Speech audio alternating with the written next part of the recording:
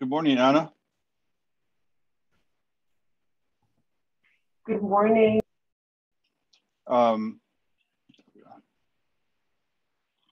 Yeah, Shirley, I realized I accidentally admitted her.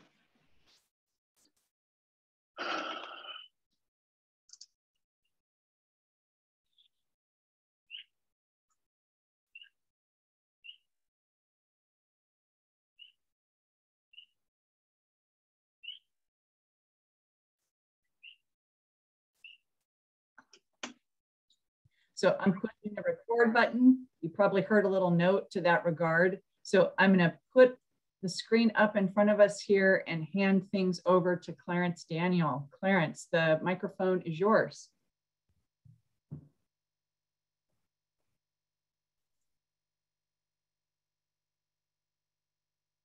Hi, good morning. Can you guys hear me? Sound good.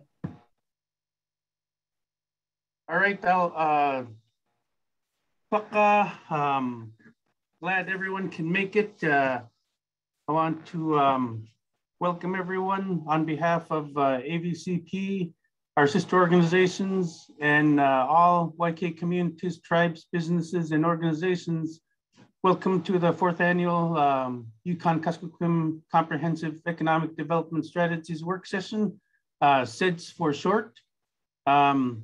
The CEDS is like a strategic plan for building capacity and developing economic prosperity and resiliency for a specific area or region.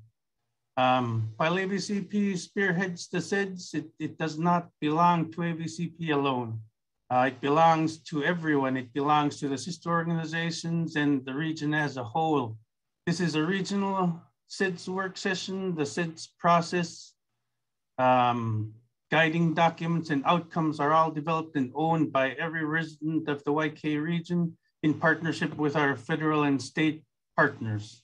Like last year, 2020, 2021, they're unique years, and we're all in our homes or at our offices, at our home offices for some. And we'll begin this year's work session again by acknowledging the traditional and ancestral lands of the Yupik, Chupik, and Athabascan people on which we learn, live, subsist, raise our families, and work. The YK CEDS vision was established through a 5-year process, and the vision remains the same. Our YK CEDS vision is our result in a strong, innovative, self-reliant Yukon-Kuskokwim economy supported by our resilient culture and regional collaboration. Shelley? Thank you, Clarence. And Clarence, if you want to let me know when John makes it onto the scene, we can press pause for that moment. Absolutely. But we wanted to just share a little bit more and then mostly hand things over to our keynote speakers to share their perspective and share some really valuable insight that they have in their experience. So just wanted to share a couple of things as background. Clarence has mentioned some of these items already, but just as a little bit of context, and I think we have a lot of familiar friends that are joining us for this plenary session this morning and then for the breakouts later that are familiar with the YK, but we thought it's always important to kind of take a breath and take a step back and acknowledge that the region is really diverse and complex. And so for us to understand that as we plan for the future of the region, it's a really key factor to understand that it is comprised of 56 tribes, and that includes 48 communities, 7 school districts, and 2 census areas. So in that way, having that in our brains and as the foundation for our planning is really critical as a part of this process. Clarence already mentioned the vision, so a foundational part of the YK CEDS and the CEDS work and implementation ties back to this vision. So every action or strategy that's developed that's a 1-year, 2-year, or beyond should tie back to this vision for the region. There are a series of goals that are essentially the 30,000 foot, if you think about kind of high level targets or big picture targets for the CEDS. And you can see that the breakouts that we've developed for last year's and even previous years and this year's CEDS work session are really developed based on these primary goals that drive the CEDS process. And you can see these here. I won't read these out loud for you, but definitely the full CEDS, including the annual update that Clarence referred to, are available for everyone. But you can see each of the topics that we're planning to touch on in the next 2 days are covered by high level goals like this and also specific strategies and actions. So part of the CEDS process is and will always be about building a strong regional economy. And so we've always thought it was really important and helpful to share that what that really means is by really increasing wealth with a focus on producing something really that other regions and places need or want. So what are those things for the YK? We've been asking that question. And then keeping wealth within the region. So really promoting and supporting the right mix of local businesses and services. And you can see under each of these a little bit of an example of some of the things that could be drivers. And then essentially reducing the wealth that leaves the region. And so where folks are shopping outside of the region or transportation costs or other things or shipping that really impact how much wealth stays in the region. This is all part of the CEDS and part of CEDS questions that we ask. Part of this process is also setting and working towards clear targets. And so you can see not the perfect list, but a list of what indicators we've used to measure, is the region economically resilient? And so it includes economic indicators like the ones you see here. The reason I say these are not perfect is we have learned, not just through the YK process, but working with other regions, that there are some measures that need to be locally developed and locally implemented for understanding what economic success is. So we're continuing to work on those things and better understand what those targets should be. We just wanted to mention that a key driver and a group that's been leading this process with us are the YK CEDS Committee. And that is a group of folks that represent different interests, either tribal interests, community, regional interests, different sectors that have helped advise and guide us through this process, including planning for the discussion today and tomorrow. So you can certainly learn more about the CEDS and past YK work sessions. So there's a link there, and we certainly will be providing recordings and information on all of this as follow-up, much like we did last year for everyone. And we will also link things to the AVCP website. There's an economic development page that we will link things to. So maybe as a reminder, and this was definitely in the materials that we shared with folks in the detailed agenda, that the purpose of today and tomorrow, much like last year and previous years, is really bringing all of our partners together to focus on priority areas and strategies and actions. So much work has happened the last couple of years. We are sharing that with folks today and tomorrow and asking the question of, where are we now? What do we need to do to make additional progress? What actions should we take to move things forward, whether that's housing and water sewer, transportation, subsistence, business development, whatever the topic. As folks probably know, these are our work session topics this year. The two groups that did not get a chance to convene last year, we're excited to bring together business development and entrepreneurship and communications partners in 2 additional breakouts this year. You folks probably know already, this is the structure of the work session. We've got today and tomorrow, 2 breakouts will be running concurrently. We definitely welcome you. The Zoom links and the call-in numbers are in the agenda, and we welcome folks to hop around if you have more than one interest. If you're interested in both subsistence and education and workforce development at 10 o'clock this morning, there's an opportunity for you to jump in and out of those. And so I am very soon going to turn things over to our keynote speakers. But before we do that, I would love to invite John Charlie to provide an invocation for our work session. John, are you there? Yes, I'm here. Can you hear me? Good morning, John. Yeah, I will hand the microphone to you, and I will stop sharing my screen right now. And thank you so much. Yeah, I was invited by Aaron Mute, I guess he's one of the participants here. But I noticed that it's recording. He had other meetings to attend, so he asked me to cover for him. But I think the recording will be helpful for him to reference back to if he's missed anything. But thank you for having me. But first I wanted to read a passage for this group where none of our gifts are from us, but my beliefs and some of our beliefs are we have gifts that are bestowed on us, whether we know it or not, or whether we believe it or not. So the passage, it goes, lean not on your own understanding, but in all your ways acknowledge him, and he will direct your paths. So Heavenly Father, we come before your throne of grace first to thank you and to praise you for all that you do and continue to do. We seek your wisdom and understanding and ask your blessings be upon this group and the many subjects that they will be discussing for the health and benefit of all for this region and elsewhere for your praise and glory. These we ask in your most holy name, Lord Jesus. Amen. Thank you, John. I'm glad that you're joining us this morning, and thank you for the opening comments and invocation. Thank you so much.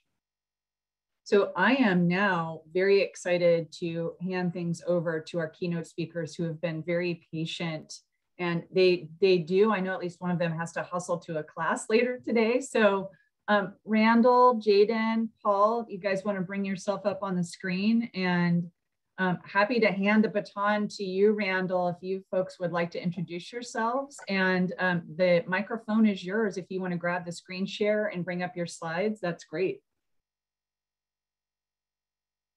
Okay, can you guys see the slides and can you guys hear me well?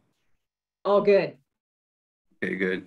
So hello everyone and good morning. I would like to also welcome everyone to the 2021 CEDS, and happy to present a keynote address along with my two friends whom I've worked with before in the past, Paul and Jaden. They'll introduce more about themselves later after my segment.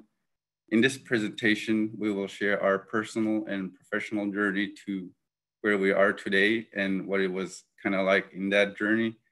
In this presentation, it will include our work experience with the U.S. Fish and Wildlife Service and other programs that had positive impacts. We will share our story first, and in the end, give a simple advice on what we would tell younger students that started off just like us that would be going for their higher education. First, I would like to introduce myself and tell you a little bit of background of where I came from. My name is Randall Friendly, and I'm from Tuntatuliak. If you don't know where that is, it is located on the Kuskokwim River, south from Bethel. It is a community of about 400 to 500 people.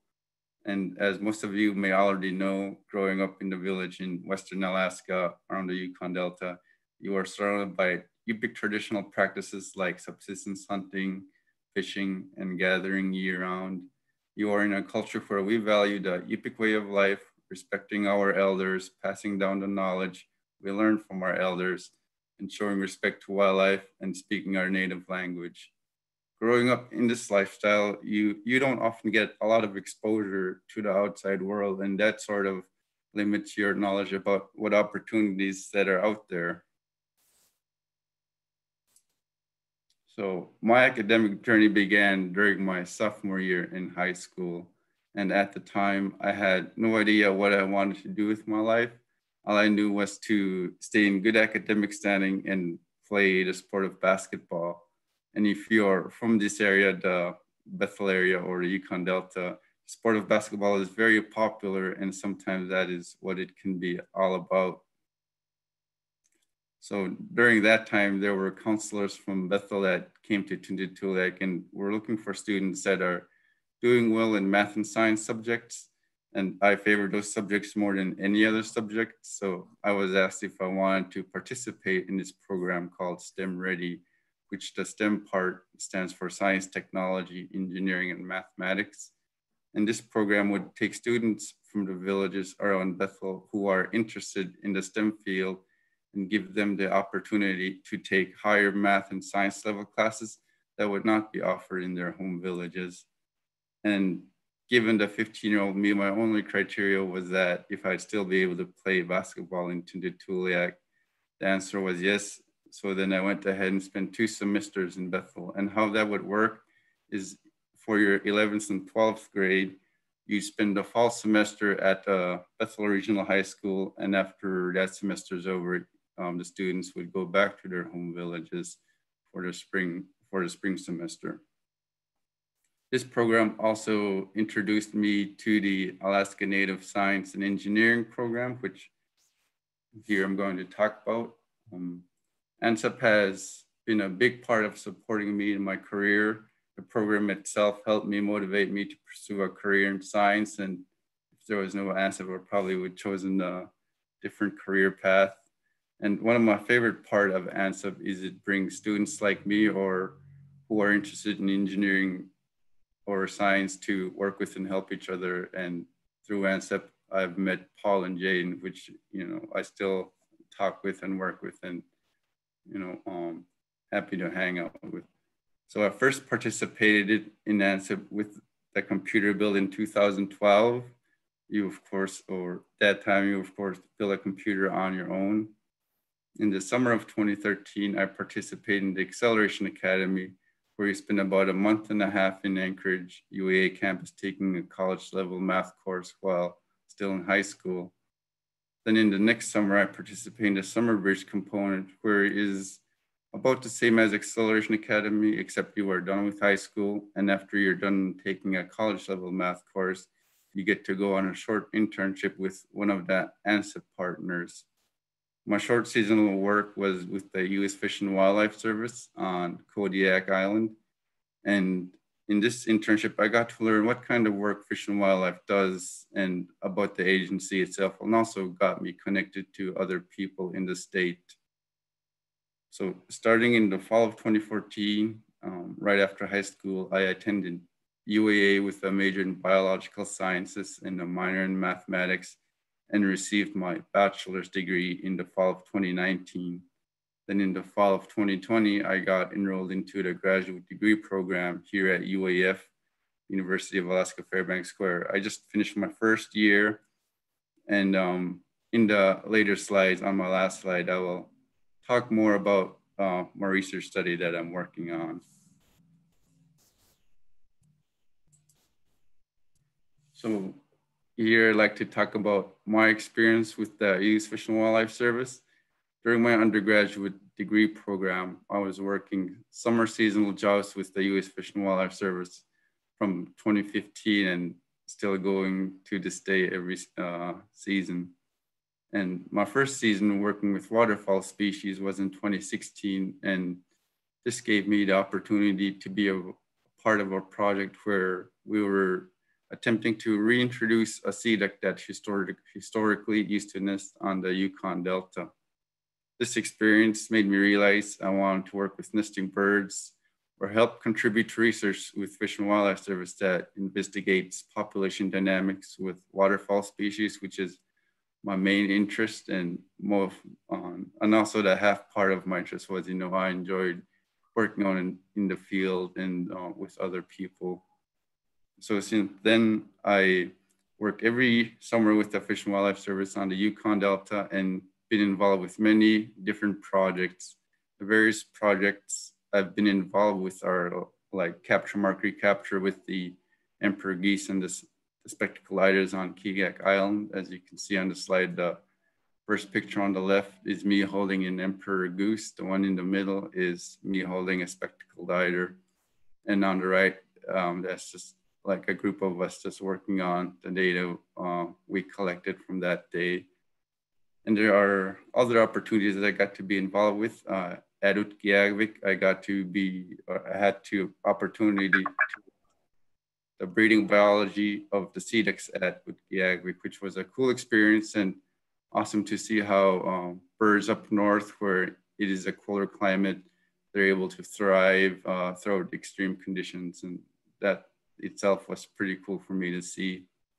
And there were other projects that the Fish and Wildlife helps out with that have the same goals as the other agencies, like the Pacific Migratory Bird Management Flyways, which include bird banding with the cackling geese and also with the dabbling ducks such as mallards, northern pintails, and green-winged teals.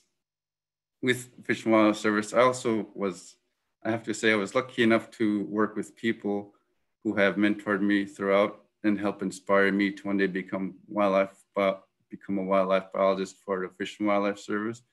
And I feel like there was no other better people to be mentoring me during my times there. And this leads me to where I am currently in my journey. For my graduate research, I am studying how the sea ice from the Bering Sea may influence the reproductive performance of a CEDA called a spectacle eider. And if you can see the picture on the left here, there's a brown CEDA. Not many people know what a spectacle eider is, and that's kind of what the female spectacle eider looks like. You can see they blend in very well with the grass during nesting season. And as some of you may be already aware of, our climate is changing in a direction where it is warming. And this warming is causing sea ice distribution to change in the Bering Sea, and more recently resulting in lower sea ice extent during the winter. At the Bering Sea, the spectacle eiders utilize sea ice for thermoregulation costs, which help reduce the use of energy. And there have been studies that shown that loss of sea ice can impact adult female survival. So for my study to further the study and to learn more about the population parameters of this species, I will study how these winter sea ice conditions will impact their nesting performance. And how I will do that is to look at their nest survival to see if their nest survives the whole incubation period of the nesting season, their clutch size, and their timing of nesting.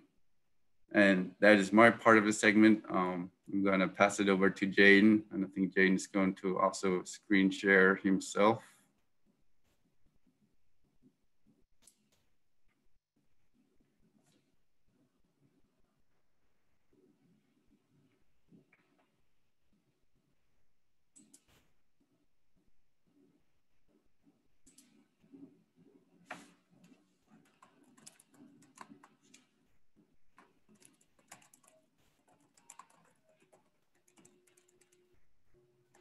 I think you're muted right now, Jaden.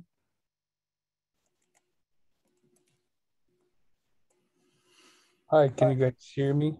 Yeah, looks good, sounds good. You guys see the slide? Yep, awesome. We can see the slides and you. Okay. My name is Jaden Anover, and I am from Kipnik, Alaska.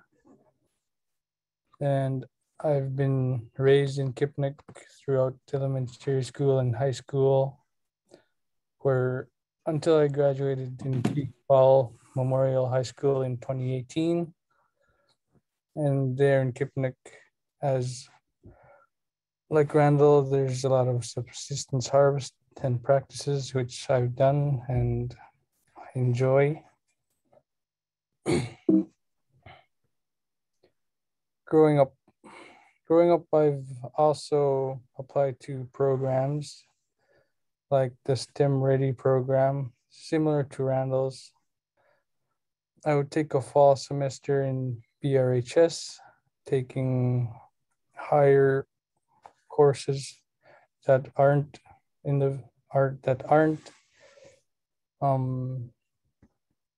used in the village, and STEM helped me connect with ANSEP. And another thing STEM helped me with is to get familiar with being away from home, because being home in the village it's kind of like we don't know what's out in the world. Also, the Take Wing program, which is a high school college readiness program where we visited campuses and kind of like touring them. And so I've been to the Middle School Academy in 2013, computer building, introduction to careers related to math and science, the acceleration program, the summer program, taking math courses, about a month and a half in Anchorage. And last, the summer bridge program, which is our senior year of high school. Summer program, taking math courses, and then afterwards an internship with ANSEP's partners, and mine was with U.S. Fish and Wildlife Service.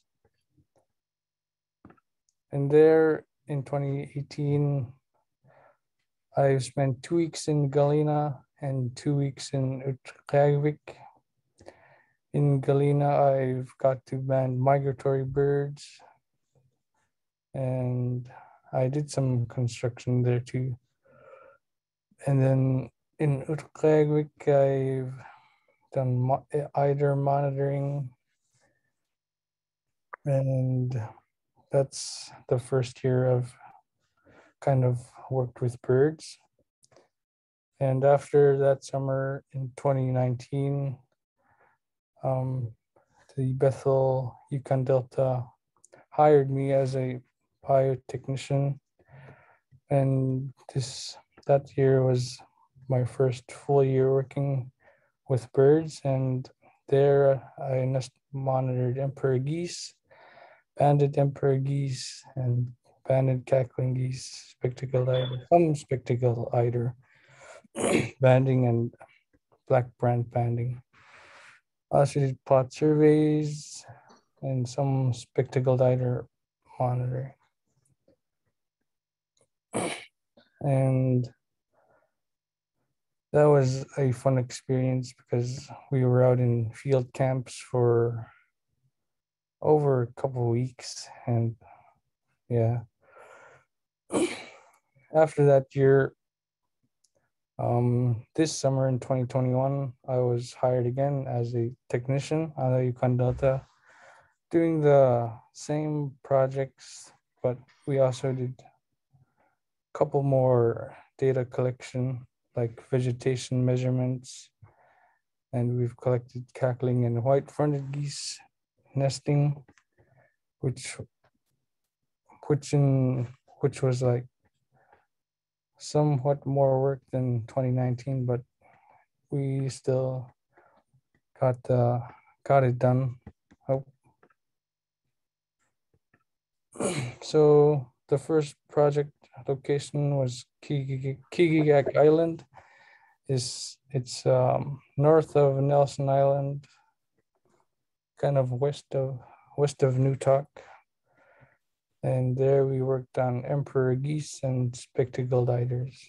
Here I'm looking at the emperor geese eggs, kind of estimating their egg age and seeing if the egg age is old enough to be like trapped.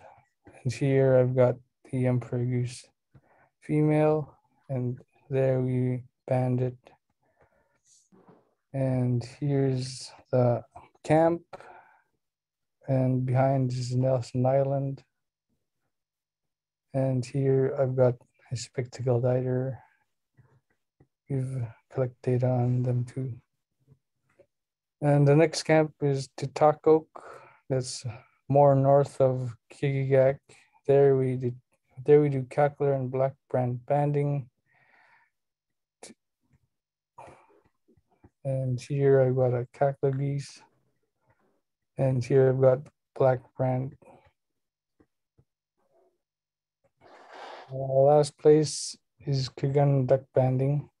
There we do all ducks, like pintail, mallards, green-winged teal, And here we've got the trapping site. We collect samples and we band them. Here I've got a pintail. And here's Paul and I banding and collecting some data from the ducks. My study, my first college, I went to UAA for biological sciences. I didn't do so well, so I went to KUC in Bethel. KUC, I've got 3 semesters there, and now I was going for the associate's degree in elementary education degree. And now this year, Yeah, sure, because they can read it. I'm going to it's my first semester here, and I'm still going for the AA degree and elementary ed degree. And that's all I had. And I'm going to move it over to Paul.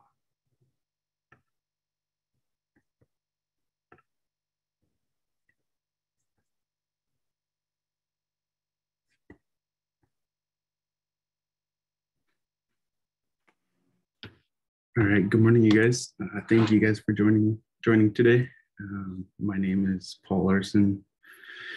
I am EPIC from Nabuskiak, Alaska, located just down below Bethel. I am a senior in wildlife biology and conservation at UAF and on track to graduate in May.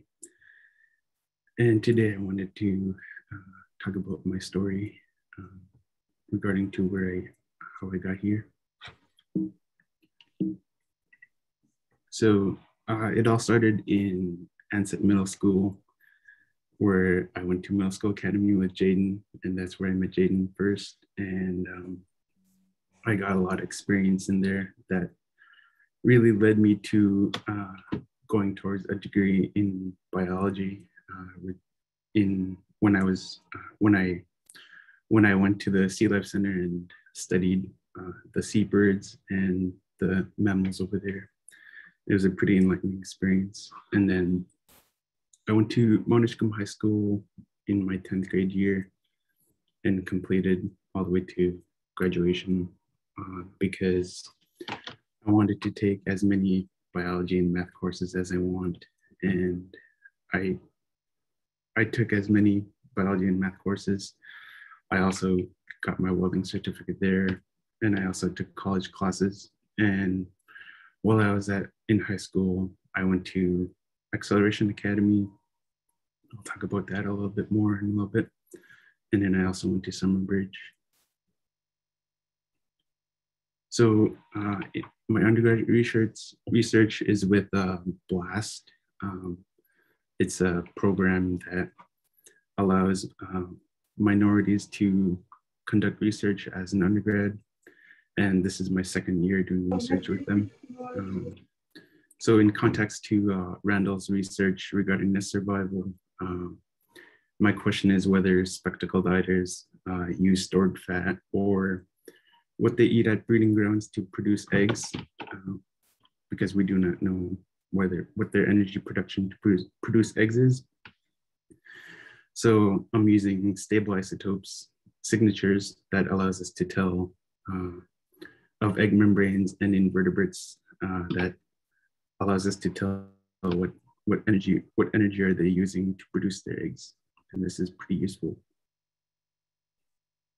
So with ANZEP, like I said, I went to Middle School Academy in 2014 with Jaden, where I got a lot of experience with networking, like different kinds of career opportunities, and it helped me with my decision of being a biologist in the future. And then I also went to Acceleration Academy in 2017, where I took college trigonometry. Sorry. And then I also went to Summer Bridge in 2018, where I took college Calc 1, and an internship at the same time with U.S. Fish and Wildlife Service. All these I went with Jaden, and that's where I met and I was able to conduct with my peers, and they really helped a lot with networking, being involved with peers, and growing relationships. And now, ever since then, I've been a University of Success student since 2018 till now, which has helped me with networking, being involved with my peers, and it has helped me with courses, things like that. So with U.S. Fish and Wildlife Service, I've been a seasonal summer worker since 2018 till now.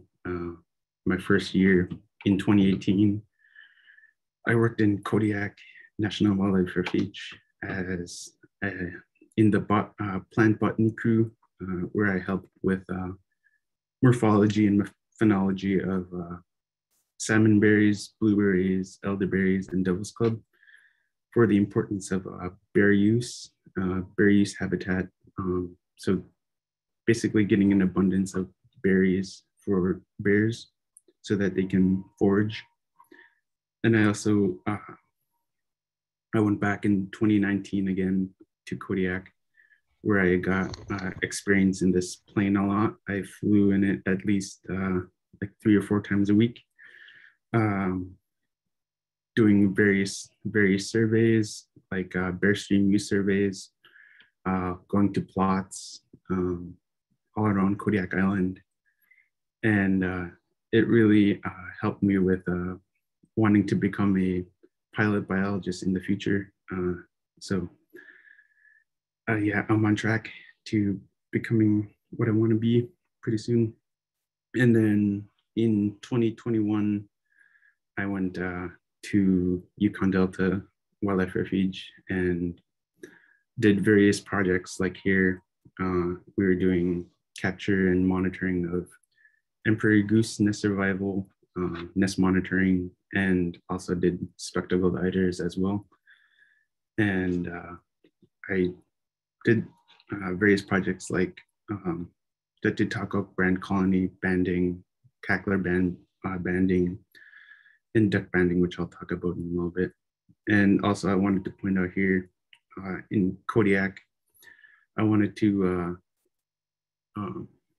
get experience with live animals. So I volunteered with the bird banding crew, and I helped band songbirds over the summer, which was pretty enlightening experience that that led me to getting in contact with U.S. Fish and Wildlife Service through ANCEP. Like I said, ANCEP is a great networking opportunity. And through U.S. Fish and Wildlife Service and ANCEP, I got an internship at YK Delta with birds, which is pretty cool. And then I wanted to talk about the duck banding experience that Randall, Jaden, and I got to experience. It was an all-you-big crew for 2 weeks during the summer. It was an enlightening experience that motivated me to continue education, to bring back to my community. And I wanted to see more.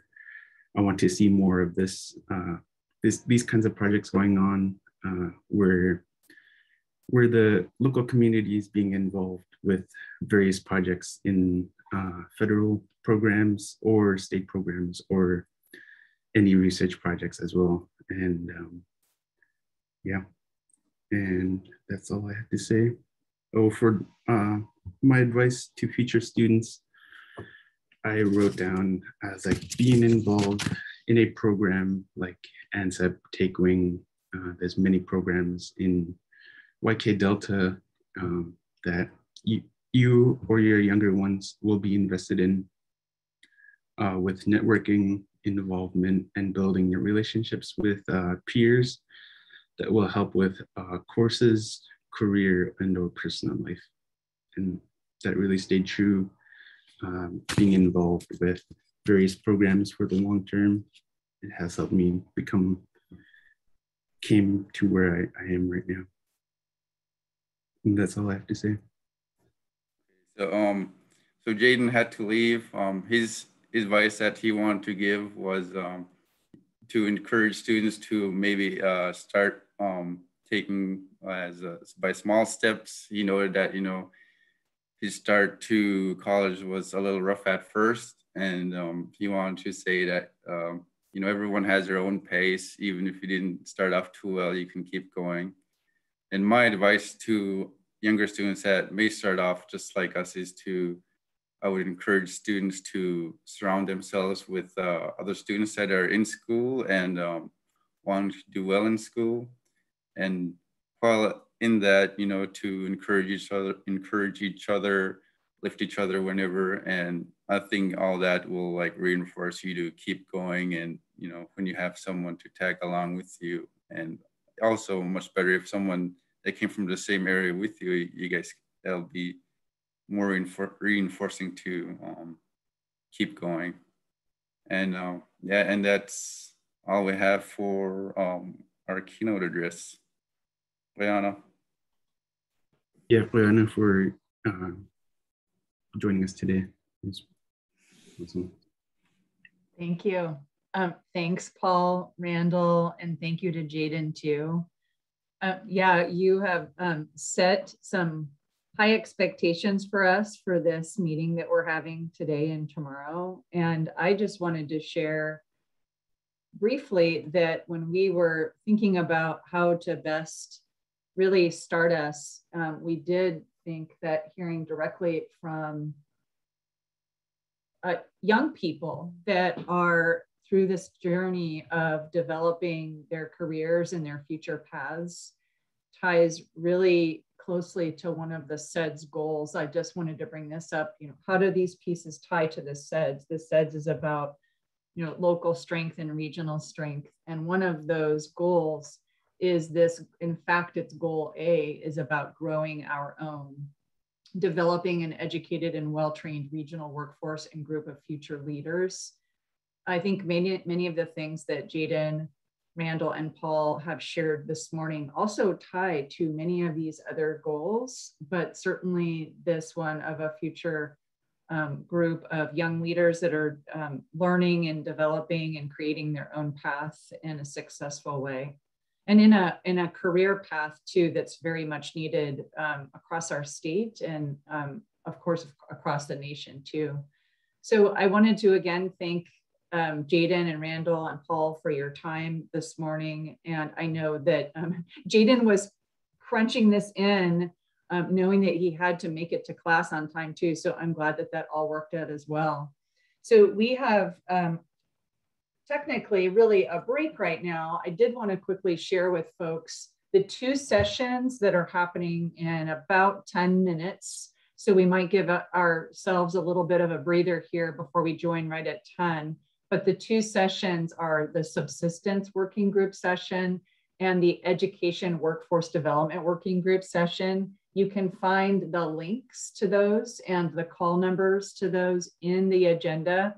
If for some reason you don't have that agenda, it's not right in front of you, you can text me, call me. My information I can also put in the chat here. Happy to take anybody's text if you're having a hard time connecting for some reason.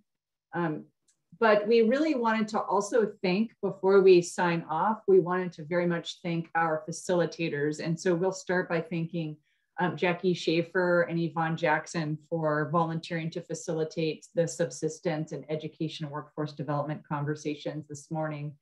We also have other facilitators. We'll make sure to say a thank you to them as well. Thanks everyone so much. So we're going to sign off and look forward to your participation in the breakouts today and tomorrow. And just a reminder, we are recording all of these sessions and breakouts, and we'll be sharing those broadly across all of the participants and then making them as widely available to everyone that was unable to be here today. Have a wonderful time in the breakouts and today and tomorrow, and please don't hesitate to reach out to us if you need anything. Thanks, everyone. We'll see you soon in the breakout sessions.